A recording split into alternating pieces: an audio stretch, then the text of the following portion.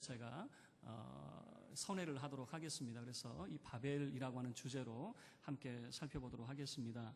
우리에게는 이제 편견이라고 하는 것이 있어요. 편견이라고 하는 것은 뭐냐면 바벨 그러면 무조건 탑까지 가야 되는 거죠. 이제 이게 우리에게 있어서 편견이 되어지는 겁니다. 예를 들어서 여러분 살색 그러면 살색이 뭘까요? 저희 어렸을 때는 살색이 있었어요. 근데 요즘엔 살색이 없어졌어요. 살색 이제 요즘 뭐로 바뀌었나 했더니 연주황색 이렇게 바뀌었더라고요. 왜 바뀌었는가 했더니 요즘에 우리가 쓸 수 없는 금지어가 있는데 살색도 그 중에 하나입니다. 왜냐하면 그게 인간의 차별이 될 수 있기 때문에 그래요. 우리의 살색은 연주황색 맞아요? 이런 색이지만 백인들에게는 흰색이 살색이 될 수 있는 거고 흑인들에게는 검은색이 살색이 될 수가 있는 거죠. 그래서 우리는 살색 그러면 이게 아니란 말이에요. 연주황색이 아니라는 거죠. 그래서 이제 편견이 될 수 있는 거죠. 오늘 우리가 왜 이 바벨탑이 아닌 바벨이라고 하는 것을 생각하냐면은 탑을 건설하는 것 때문에 탑이라고 하는 물론 이제 그래서 그 탑 이름을 바벨탑이라고 이름을 지었겠죠. 그러나 오늘 본문 말씀은 언어에 더 강조점이 있습니다. 왜냐하면 바벨이라고 하는 말의 뜻이 뭐냐면 9절에서 보여주는 대로 언어를 혼잡하게 했다라고 하는 것이 바벨이거든요. 그래서 오늘은 이 언어의 강조, 그래서 언어와 관련되어서 이 바벨이라고 하는 것을 우리가 생각해 보도록 하겠습니다. 특별히 오늘 이 바벨의 사건은요, 11장 1절부터 9절의 이 바벨의 사건은 10장에 나오는 노아의 세 아들 셈, 함, 야벳의 그런 족보를 우리가 이해하는 하나의 단서가 되어지게 되는데요. 그러니까 10장을 여는 열쇠가 뭐냐면 이 바벨의 사건이라는 거예요. 이제 이런 겁니다. 10장의 내용이 족보 이야기입니다. 그런데 여러분 11장 보시면요. 바벨 사건 이후부터 보면 10절부터 보면 셈의 족보는 이러하니라라고 하는 거예요. 다시 이야기하면 족보와 족보 사이에 바벨 이야기가 끼어 있다라고 하는 거죠. 이건 뭐냐면 이 바벨 사건 때문에 10장의 족보 이야기가 등장되었기 때문에 그렇습니다. 이 바벨 이야기는 원인이 되어지고 결과적으로 11장의 결과들이 나타나게 되어지는 10장의 결과들이 나타나게 되어지는데 어떤 결과냐면요. 이 셈, 함, 야벳이 원래는 노아의 한 가족이기 때문에 한데 뭉쳐 있어야 되죠. 그런데 이들이 다 흩어졌습니다. 자, 이 흩어지는 부분들을 성경이 우리에게 소개를 합니다. 우리 잠깐 살펴보겠습니다. 창세기 10장 내용인데요. 먼저 1절부터 5절까지 이야기는 야벳의 족보 이야기가 등장이 됩니다. 그런데 5절 말씀을 보면 야벳의 족보 마지막을 이렇게 마무리를 하는데요. 5절 우리 함께 읽겠습니다. 10장 5절입니다. 이들로부터 여러 나라 백성으로 나뉘어서 각기 언어와 종족과 나라대로 바닷가의 땅에 머물렀더라. 여러분 지금 이들이 각기 다 나누어지게 되어지는데 자 이런 표현입니다. 언어, 종족, 나라라고 하는 그런 표현을 쓰고 있는 것이죠. 그리고 6절부터 보면요, 이제 함의 이제 족보 이야기가 등장이 되어집니다. 그런데 20절 말씀을 보면 이 함의 족보 마지막을 이렇게 결론을 내립니다. 20절도 함께 읽겠습니다. 시작. 이들은 함의 자손이라 각기 족속과 언어와 지방과 나라대로였더라. 원래는 이들이 하나였는데 어떤 식으로 나누어지게 되어집니까? 언어별로, 족속별로, 지방별로, 나라별로 이게 각기 다 나누어지게 되어졌다라고 하는 것을 보여주고 있는 거죠. 자, 그 다음에는 셈의 이제 족보가 등장이 되어지는데 31절 말씀도 보면요. 그 결론을 이렇게 내리고 있습니다. 31절입니다. 함께 읽죠. 이들은 셈의 자손이니 그 족속과 언어와 지방과 나라대로였더라. 마찬가지네요. 셈의 후손들도 이 셈의 족보도 족속, 나라, 지방, 언어 이것들로 나누어지고 있다라고 하는 것입니다. 자, 이 모습은 뭐냐면 원래 그들은 하나였어요. 자, 우리 11장 1절에서 보여주는 대로 그들은 언어도 하나였고 말도 하나였습니다. 그런데 이제는 언어가 전부 다 나눠지게 되어졌다라고 하는 것이죠. 나누어지면서 이들은 전부 다 셈, 함, 야벳 각기 나라와 지방, 족속별로 다 흩어지게 되어졌다라고 하는 것이죠. 왜 이런 결과가 주어졌느냐? 바로 11장에 나오고 있는 이 바벨의 사건 때문에 그렇다라고 하는 겁니다. 이 바벨 사건 때문에 이 10장의 족보가 전부 다 나누어지게 되어졌다라고 하는 것이죠. 그러면 도대체 무슨 일이 벌어졌을까라고 하는 거죠. 자, 11장 2절부터 4절까지가 도대체 무슨 일이 있었는가라고 하는 것을 잘 보여주고 있습니다. 먼저 11장 2절 말씀 우리 함께 읽겠습니다. 이에 그들이 동방으로 옮기다가 신할 평지를 만나 거기 거류하며. 자, 여기서 우리가 눈여겨보셔야 될 게 뭐냐면 옮기다가 거류하며라고 하는 거예요. 여러분, 옮기다가라고 하는 것은 뭐냐면 직역을 하게 되어지면 그 천막에 말뚝을 뽑아내는 겁니다. 그래서 그들은 계속해서 이동하는 그런 삶을 살았었는데 이제는 더 이상 이동하기 싫다는 겁니다. 이동하기 싫어서 이제 우리가 이곳에 거주하자라고 결정을 내렸다는 거예요.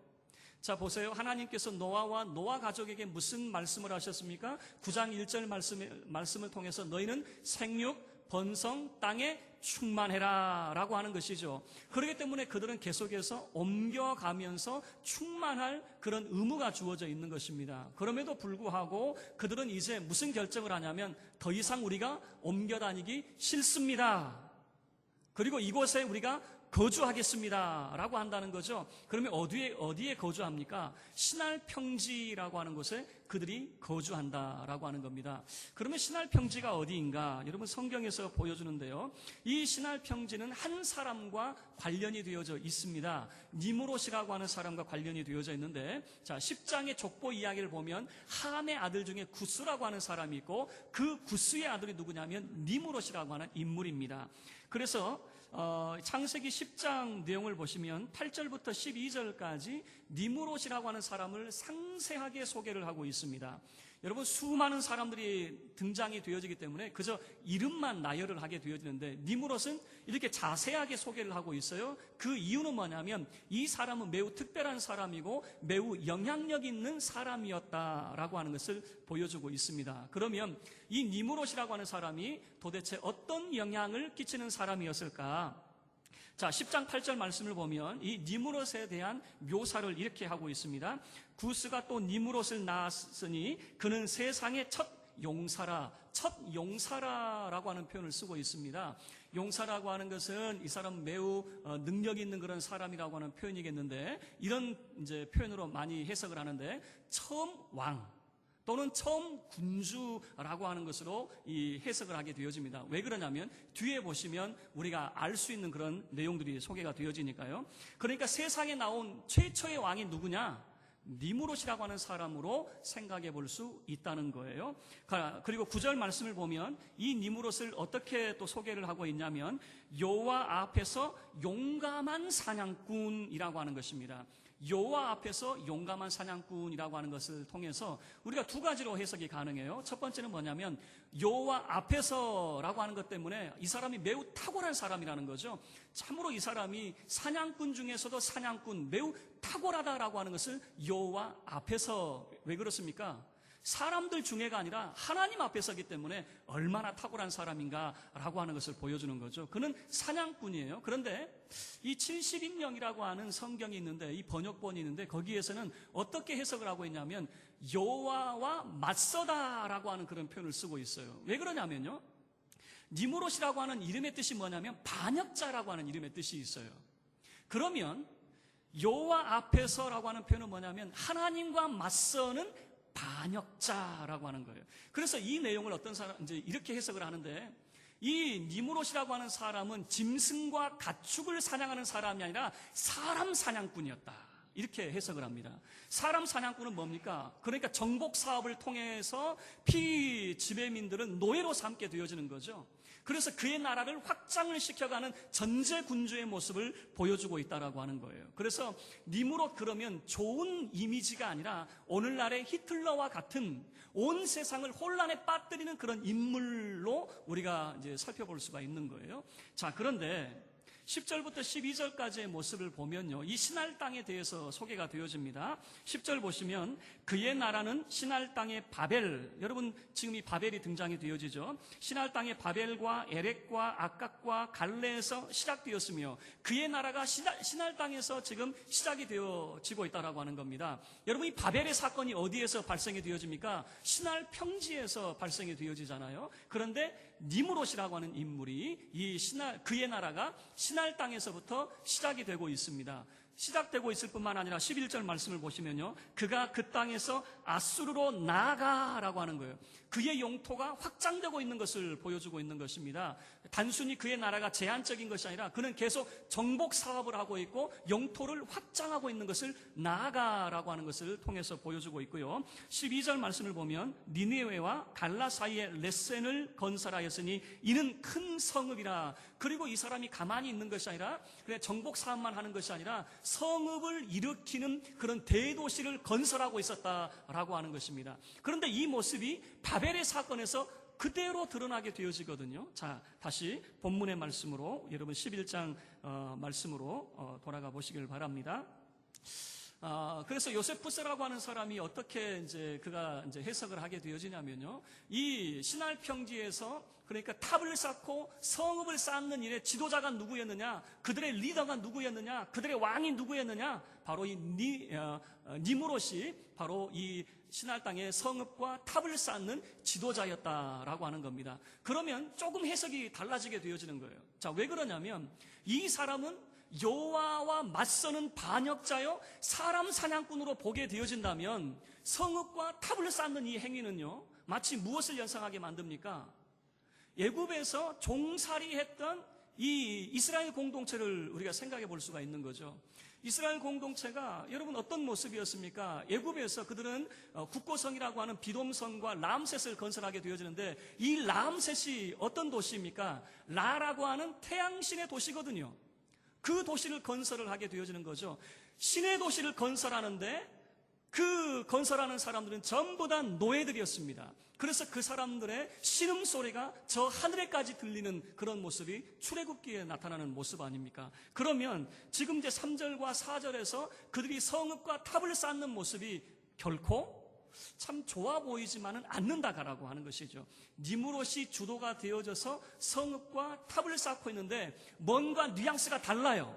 그 말은 뭐냐면 이들이 지금 하나님 앞에 참으로 하나님 기뻐하시는 일을 하는 것이 아니라 반역자를 중심으로 해서 뭔가 불안한 것들을 지금 만들어가고 있다라고 하는 것을 보여주게 되는 것이죠. 자, 이 바벨이라고 하는 것을 언어와 관련되어서 우리가 생각을 한다고 그랬어요. 자, 그러면요, 3절과 4절 말씀을 보면 사람의 언어가 소개가 되어져 있습니다.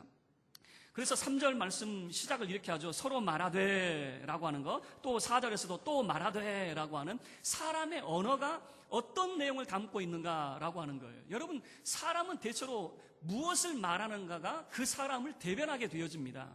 우리는 이렇게 이야기하죠. 내가 그렇게 말했어도 속마음 그렇지 않아. 그렇지 않긴요, 똑같아요. 사실은 내가 말하는 바가 나 자신이에요. 늘 불평을 하고 원망을 하면 그 불평하는 사람이 나지 다른 사람이에요? 내가 불평해도 속은 그렇지 않아. 그렇지 않은 게 어디 있어요? 사람은 말하는 바가 바로 그 사람이에요. 자, 그래서 지금 이 바벨에서 이 사람들이 지금 성읍과 탑을 쌓고 있는데 이 사람들의 말, 그 사람들의 언어, 우리가 지금 눈여겨봐야 됩니다. 왜냐하면 그들이 말하는 바가 그 사람들의 삶의 태도요, 그들의 삶의 방향성이기 때문에 그렇습니다. 자, 그러면 그들이 무슨 언어를 가지고 있는가? 자, 보시길 바랍니다. 먼저 3절 제가 읽겠습니다. 서로 말하되 자, 벽돌을 만들어 견고히 굽자 하고 이에 벽돌로 돌을 대신하며 역청으로 진흙을 대신하고 라고 하는 거죠. 자, 여기서 보여주는 건 뭐냐면 예전에 있었던 그런 건축 자재는 뭐냐면 돌과 진흙이었습니다. 돌과 진흙이라고 하는 것은 자연에서 얻어낼 수 있는 것들이에요. 자연에서 구해서 우리가 이제 집을 짓는 것이겠죠. 그런데 이제 달라졌어요. 벽돌과 역청이라고 하는 것입니다. 벽돌과 역청이라고 하는 것은 뭐냐면 자연에서 얻어내는 것이 아니라 사람이 인위적으로 만들어내는 것입니다. 자, 이런 모습일 수 있어요. 옛날 우리 조선시대에 집을 지으면 자연에서 얻어낼 수 있는 그런 진흙으로 집을 짓고 지푸라기로 그리고 집으로 이 지붕을 얻는 그런 모습이었죠. 이게 자연에서 얻는 건축물이었어요. 그러나 오늘날의 건축물은 어떻습니까? 시멘트로 만들어진 사람이 인위적으로 만들어낸 건축물이죠. 그래서 뭐라고 이야기하냐면 돌의 강도를 벽돌로 대신하게 되어지고 진흙의 강도를 이제는 역청으로 대신하게 되어지는, 그래서 사람이 인위적으로 만들어낸 것으로서 건축을 하게 되어진다라고 하는 거죠. 그래서 여러분 지금 이 시대가 오해하지 마세요. 많은 사람들이 이 성경의 창세기의 시대를 구석기 시대에 돌덩이 들고 다니면서 그저 공룡 뒤 꼬랑지나 쫓아다니는 그것으로 생각을 하더라고요. 그렇지 않아요. 지금 찬란한 문화 문명이 발전되고 있다라고 하는 것을 보여주고 있는 거죠. 그리고 4절 말씀이 매우 중요해요. 이 인간의 언어가 무엇을 말하고 있는가라고 하는 거예요. 자, 4절 우리 함께 읽도록 하겠습니다. 시작. 또 말하되 자 성읍과 탑을 건설하여 그 탑 꼭대기를 하늘에 닿게 하여 우리 이름을 내고 온 지면에 흩어짐을 면하자 하였더니, 자, 이 사람들이 말하는 것은 두 가지를 언급을 하고 있습니다. 첫 번째는 뭐냐면 성읍과 탑을 건설하자라고 하는 겁니다. 여러분 성경을 자세히 보시면 탑만 건설하고 있는 게 아니에요. 성읍을 건설하고 탑을 건설하고 있는 그런 모습이죠. 성읍을 건설한 것은 무엇이냐면은 지금 노아의 후손들이 계속해서 이동 생활을 하고 있었잖아요. 옮기다가라고 하는 거죠. 그들은 이동 생활을 하다가 이제는 더 이상 우리 움직이지 말고 한 곳에 정착을 하자. 시날 평지를 보니까 이거는 여호와의 동산 같은 그런 땅이었겠죠. 소돔과 고모라 땅을 롯이 바라볼 때에 여호와의 동산 같았어요. 그리고 애굽의 기름진 땅과 같았거든요. 그래서 이 시날 평지라고 하는 것이 아마도 낙원과 같은 그런 곳이었던 것 같아요. 사람 살기에 무척 좋았던 것 같아요. 그래서 이 시날 평지에 우리가 성읍을 짓고 탑을 세워서 더 이상 우리 이동하지 말고 이곳에 머물러 살자라고 하는 것이에요. 그 말은 뭐냐면은 노아의 후손들, 그러니까 전 인류가 다 거주할 수 있는 큰 대도시를 건설을 하자라고 하는 그런 의도가 이 속에 담겨져 있겠죠. 그래서 그들이 말하고 있는 것은 성읍을 건설하자라고 하는 거죠. 성읍. 노아의 자손들이었던 모든 인류가 한 곳에 모여 살 수 있는 큰 성읍을 건설을 하자. 뿐만 아니라 탑을 이제 세우자라고 하는 것은 뭐냐면, 그런데 이 탑을 세울 때에 어디까지 탑을 세웁니까? 하늘에 닿게 하여라고 하는 것이죠. 여러분, 이 하늘에 닿게 하여라고 하는 의미가 뭐냐면, 이 바벨론, 나중에 이 바벨이라고 하는 것이 바벨론에까지 이어지게 되어지는데, 그 뜻이 뭐냐면 신의 문입니다. 여러분이 바벨 탑을 그래서 뭐라고 보통 이해를 하게 되어지냐면, 지구라트라고 하는 고고학적 발견이 이제 있게 되어지는데, 지구라트라고 하는 것이 뭐냐면은, 여러분 피라미드 아시죠? 피라미드는 어떻습니까? 끝까지 꼭지점까지 이렇게 쭉 올라가게 되어지지만 지구라트는 그 끄트머리가 평평해요. 그러니까 피라미드하고 거의 유사한데 끄트머리가 평평한 것이거든요. 그런데 이 끄트머리를 뭐라고 이야기하냐면 신의 문이라고 하는 그런 이해를 가지고 있는 거예요. 그래서 신이 그것을 통해서 오르내리는, 그래서 어떤 학자는 이렇게 이제 제시를 하게 되어지는데, 야곱이 꿈을 꾸다가 천사들이 오르내리는 사닥다리를 보게 되어지죠. 그게 사닥다리가 우리가 이해하는 그런 이런 사다리가 아니라 이 지구라트의 계단으로 되어져 있는 이것으로 이제 생각을 하게 되어지는 거예요. 그래서 야곱이 꿈에 본 것이 이 지구라트와 같은 그런 계단으로 되어져 있는 그런 것이 아닐까, 이렇게 이제 제시를 하게 되어지는 것이죠. 자, 어쨌든 여기서 보여주는 것은 뭐냐면 하늘 꼭대기까지 닿게 하자라고 하는 거예요. 그러면 이 성읍과 탑의 의미는 어떤 의미를 가지고 있냐면 신들의 도시를 만들자 그 말이에요. 신들의 도시. 우리가 신들의 도시를 이곳에서 만들고 지상 낙원을 이곳에 건설하자라고 하는 것이 성읍과 탑, 이것을 건설하자라고 하는 것에 의미를 부여를 하게 되어지는 거죠. 그리고 두 번째 그들이 이제 이야기하는 것은 무엇이냐면은 이런 이야기를 하게 되죠. 4절 하반절에서 보여주는 대로 우리 이름을 내고 온 지면에 흩어짐을 면하자라고 하는 것이 그들이 말하고 있는 것입니다. 우리 이름을 내자라고 하는 것입니다. 여러분 그 이름이 어떤 이름인지, 그래서 나중에 보면요, 이 바벨론이라고 하는 것을 성경이 어떻게 해석을 하게 되어지냐면 이사야서, 예레미야서, 요한계시록에서 보여주는 바벨론의 이미지는 뭐냐면 하나님을 대적하여 일어선 모든 교만한 세력을 바벨론이라고 이야기합니다. 그러니까 하나님처럼 되려고 하는 모든 세력이 바벨론이거든요.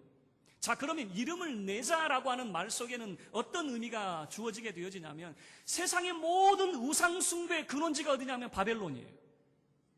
세상의 모든 우상 숭배의 근원지, 이 바벨론, 하나님처럼 되려고 하는 모든 우상 숭배의 근원지가 이 바벨론이 되어지는 거예요. 우리 이름을 내자라고 하는 것은 뭐냐면 하나님처럼 되려고 하는 그런 의도가 이 속에 짙게 깔려있게 되어지는 것이죠. 인간의 언어를 여러분 잘 살펴봐야 됩니다. 그들이 이제 새로운 그런 문화 문명을 발전시키면서 하나님이 주신 지혜를 가지고 그들이 하나님을 위한 것이 아니라 자기 자신을 위하고 있다라고 하는 것을 보여주고 있는 거예요. 그리고 또 한 가지를 이야기하죠. 뭐라고 이야기합니까? 4절 하반절에서 온 지면의 흩어짐을 면하자라고 하는 거예요. 흩어짐을 면하자. 두 번 다시 우리 옮겨가지 말자라고 하는 것이죠. 여러분, 이것은요 하나님의 명령에 대한 직접적인 그런 부정하는 그런 행위였습니다. 말씀드린 대로 하나님께서는 노아와 노아 가족에게 9장 1절 말씀에서 생육, 번성, 땅에 충만해라 라고 하는 것이 하나님의 명령이요 하나님의 복의 말씀이었습니다. 그들은 온 땅이 충만해야 됨에도 불구하고 이곳에서 떠나지 않겠습니다 라고 하는 거예요. 이곳이 보니까 지상 낙원이니까 우리가 신들의 도시, 우리가 정말 지상의 낙원을 만들고 이곳에서 머물자라고 하는 것이죠. 흩어지지 않겠다라고 하는 그런 다짐을 하고 있다라고 하는 것이죠. 자, 그래서 5절부터 9절까지의 말씀은 이제 하나님께서 이제 방문을 하시게 되어집니다. 하나님께서 이제 찾아오시는 그런 내용인데 5절 말씀을 보면 하나님께서 그들이 세우는 성읍과 탑을 하나님께서 보시려고 내려오셨다라고 하는 것이거든요. 이 내려오셨다라고 하는 것은 뭐냐면 이런 의미를 가지고 있어요. 단순히 하나님께서 구경하시겠다 그런 의미가 아니라 하나님께서 소돔과 고모라를 방문하신 이유가 뭡니까? 그들의 죄악이 하늘에 사무쳤기 때문에 그들을 심판하시기 위해서 하나님께서 그들을 방문하시죠. 마찬가지로 지금 하나님께서 내려오셨다라고 하는 것은 어떻게 되는가 보려고 구경하려고 하는 것이 아니라 지금 하나님께서 그들을 심판하시기 위해서 방문하셨다라고 하는 것을 보여주고 있는 겁니다. 그리고 7절과 8절 말씀을 보면요, 이제 6절과 7절 말씀을 보면은 하나님께서 이제 이야기하시는 그런 내용이 담겨져 있습니다. 6절과 7절 보면요, 참 재미있어요. 바로 이 바벨, 하나님이 바벨하시겠다라고 하는 것이거든요. 사람의 말이 3절과 4절이었죠. 그 사람의 말들을 내가 이렇게 만들어버리겠다라고 하는 것이 6절과 7절의 그런 이야기입니다. 그러면 보세요. 하나님께서는 인간의 언어를 어떻게 만드는가? 인간의 언어가 뭐였습니까? 두 가지였죠. 성읍과 탑을 건설하자. 두 번째는 우리 이름을 내고 흩어짐을 면하자라고 하는 것이었죠. 이것을 하나님께서 어떻게 만드시는가? 자, 6절 말씀입니다. 제가 읽겠습니다. 여호와께서 이르시되 이 무리가 한 족속이요 언어도 하나이므로 이같이 시작하였으니 이후로는 그 하고자 하는 일을 우리가 막을 수 없으리로다. 자, 7절 우리가 함께 읽겠습니다. 시작. 자, 우리가 내려가서 거기서 그들의 언어를 혼잡하게 하여 그들이 서로 알아듣지 못하게 하자 하시고, 자, 첫 번째 하나님께서 하신 말씀이 뭐냐면 이거죠. 그들의 언어를 혼잡하게 하는 바벨 하시겠다라고 하는 겁니다. 언어를 혼잡하게 하겠다라고 하는 거죠. 그래서 하나님께서 저들로 하여금 못 알아듣게 만들겠다라고 하는 겁니다. 그래서 하나님께서 지금 결정하시는 것은 무엇이냐면 인간의 언어가 뭐였습니까? 성읍과 탑을 건설하자, 그리고 우리의 이름을 내고 지면의 흩어짐을 면하자라고 했던 것인데 하나님께서는 이들의 언어가 하나이기 때문에 이런 일을 했기 때문에 언어를 흩어버리자 그 말입니다. 언어를 혼잡게 해서 그 하고자 하는 일들을 못하게 만들겠다라고 하는 거예요. 그래서 결과를 보시면 8절과 9절 말씀에 잘 나타나게 되어지는데요. 8절 말씀에 여호와께서 거기서 그들을 온 지면에 흩으셨으므로 그들이 그 도시를 건설하기를 그쳤더라라고 하는 거예요. 성읍과 탑이라고 하는 도시 건설을 멈추게 되어지는 겁니다. 여러분, 이것은 인간의 언어였어요. 성읍과 탑을 건설하자, 이게 인간의 언어였단 말이에요. 그런데 이제는 그것이 그쳐졌다라고 하는 것이죠. 그리고 또 한 가지는 뭡니까? 우리 이름을 내고 흩어짐을 면하자라고 했는데 8절 말씀에서 여호와께서 그들을 온 지면에 흩어버리셨다라고 하는 것이죠. 그리고 오늘 성경에서 이제 보여주는 한 가지 용어가 있는데 거기서라고 하는 그런 단어가 등장이 되어집니다. 2절 말씀에도 여러분 그 신할 평지 거기 그들이 머물게 되어지는데 거기라고 하는 것이에요. 이 거기라고 하는 것이 뭐냐면 사람 보기에 지상낙원이죠. 굉장히 좋은 곳입니다. 그래서 이곳에 정말 신들의 도시를 만들어보고 지상낙원을 만들어보자라고 하는 의도가 그들 가운데 있었겠죠. 그런데 여러분 7절부터 계속해서 보여주는 것은 뭐냐면 하나님께서도 거기서 여러분 계속해서 3번이나 반복이 되고 있어요. 거기서라고 하는 것을 반복을 하고 있는 거죠. 거기서가 어딥니까? 바로 그들이 성읍과 탑을 쌓고 있는 그 시날 평지, 인간이 자기 스스로 성읍과 탑을 건설하고 흩어짐을 면하자라고 말했던 그 장소, 그곳에서 하나님께서 언어를 흩어버리셔서 그들을 다 흩어지게 하겠다라고 하는 것을 보여주고 있는 것이죠. 여러분, 말씀을 마치도록 하겠습니다. 여러분, 지금 이 인간의 모습들을 보면요, 하나님이 주신 지혜를 가지고 하는 일들을 보시고 그들이 하는 말들을 보시기를 바랍니다. 하나님의 지혜를 가지고 있는 사람들이 무슨 말을 하고 있는가라고 하는 거예요.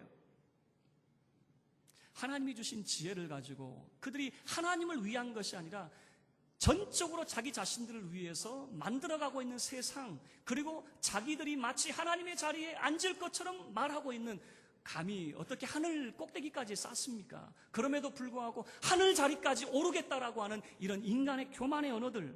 여러분, 이 말이라고 하는 거 여러분 쉽게 생각하지 마세요. 말이라고 하는 것은 바로 나 자신이에요. 그리고 성경에서 계속해서 보여주는 것은 뭐냐면, 이 바벨의 사건을 통해서도 보여주는 것은 뭐냐면, 하나님은 우리가 하는 말들을 다 듣고 계신다, 그 말이에요. 하나님께서는 우리가 하는 말들을 다 듣고 계셔요. 내가 무슨 말을 하고 있는지, 내가 믿음의 말을 하고 있는지, 나 자신을 위한 말을 하고 있는지, 내가 부정적인 말을 하고 있는지, 아니면 신앙의 말을 하고 있는지, 내가 참으로 어떤 사람을 원망하는 말을 하는지, 아니면 감사의 말을 하고 있는지, 하나님이 다 듣고 계신다는 거예요. 여러분, 그러나 이 바벨의 모습을 보면 모든 사람들이 다 치우쳐 죄악 가운데 머물게 되어지는 모습을 보여주는 거죠. 하나님이 임하셔서 심판하지 아니하시면 세상이 다시 혼란 가운데 빠질 수밖에 없는 그런 모습을 보여주는 거죠. 여러분, 하나님은 다 지켜보고 계시고 우리의 말들을 하나님은 다 듣고 계십니다. 여러분이 신음 가운데 하나님 앞에 부르짖는 소리 하나님이 아니 듣고 계신다고요? 그 말조차 하나님이 듣고 계시는 거예요. 여러분, 우리 2014년도 새해가 시작이 되어졌습니다. 저와 여러분의 삶은 정말 하나님을 부정하는 말, 불순종하는 말들이 아니라 참으로 오직 믿음의 말, 감사의 말, 축복의 말, 오직 하나님을 주목하는 말들을 할 수 있기를 주의 이름으로 축원합니다. 그래서 2014년도는 참으로 하나님의 은혜 가운데 거하는 복된 저와 여러분의 삶이 되기를 주의 이름으로 축원합니다. 우리 다 같이 자리에서 일어나서 함께